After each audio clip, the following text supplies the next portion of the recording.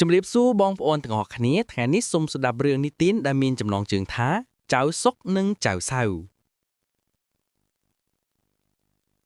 កាលពីព្រេងនាយមានបរិសពីរនាក់សម្លាញ់នឹងគ្នាមួយឈ្មោះចៅសុកមួយឈ្មោះចៅសៅបានបួកនៅវត្តមួយជាមួយគ្នាបួកយូរបន្តិចក៏សឹកមកវិញហើយក៏ជាសម្លាញ់នឹងគ្នាទៀតសន្យានឹងគ្នាថាបើអ្នកណាក្រត្រូវជួយគ្នាហើយបរិសទាំងពីរនាក់ក៏មានប្រពន្ធកូននៅរកស៊ីទីតីពីគ្នាចៅសុករកស៊ីទៅមានទ្រព្យសម្បត្តិច្រើន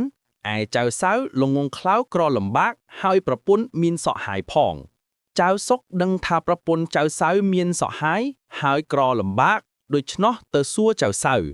ទៅបល់ឃើញចៅសៅក្រលំបាកមែនក៏បបួលចៅសៅទៅរកស៊ីហើយនិយាយថាត្រូវឯងតាមពីអញចៅសៅក៏ព្រមតាមពាក្យចៅសុកចៅសុកក៏បបួលចៅសៅទៅកាប់ឈើធ្វើក្តារមកឈូសលក់ចៅសៅតាមពាក្យចៅសុកក៏ព្រមទៅជាមួយគ្នាឯកូនសេដ្ឋីដែលមានសក់ហាយនឹងនាងពេជ្រជាប្រពន្ធចៅសៅឃើញចៅសៅមកនៅផ្ទះក៏ទៅដេកនឹងប្រពន្ធចៅសៅ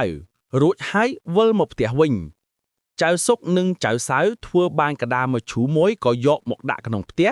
ហើយទៅធ្វើក្តារមកឈូសទៀតកូនសេដ្ឋីក៏ទៅដេកនឹងនាងពេជ្រទៀតដល់ពាក់កណ្ដាលផ្លូវអាធៀបចៅសុកនិងចៅសៅមកផ្ទះវិញចៅសុកខំដើរប្រញាប់មកមុនស្រែកហៅប្រពន្ធចៅសៅឲ្យបើកទ្វារ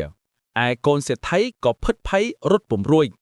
នាងពេជ្រឲ្យសហាយចូលដេកក្នុងក្តារមកឈូសហើយទៅបើកទ្វារឲ្យចៅសុកចៅសៅចូលទៅក្នុងផ្ទះនាងពេជ្រសួរថាដួចម្ដេចបានជាវិលមកវិញចៅសៅប្រាប់ថាចៅសុកឈឺក្បាលហើយវិលមកវិញហើយចៅសៅប្រាប់ទៅនាងពេជ្រឲ្យដណ្ដាំបាយស៊ីបាយរួចហើយដោយចៅសុកដឹងថាសហាយនាងពេជ្រដេកក្នុងក្តារមឈូសក៏ប្រាប់ទៅចៅសៅថារកផ្ដៅចងក្តារមឈូសទុកក្រែងចៅលួច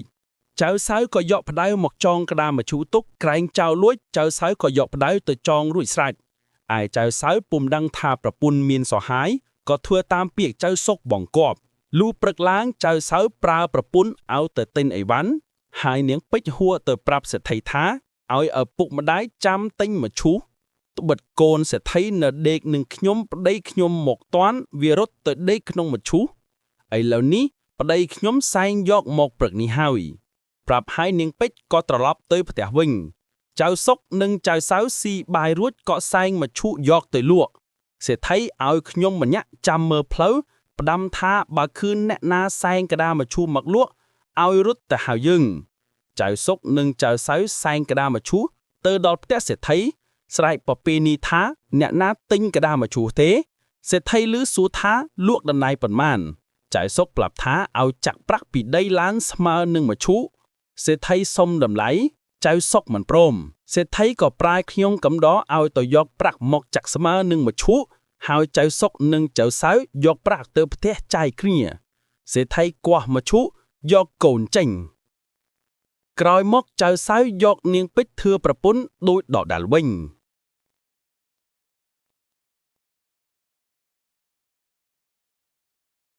សូមអរគុណសម្រាប់ការទស្សនាសូមជួយចុច like ហើយនិង subscribe ផោណាប្រុសស្អាតស្រីស្អាត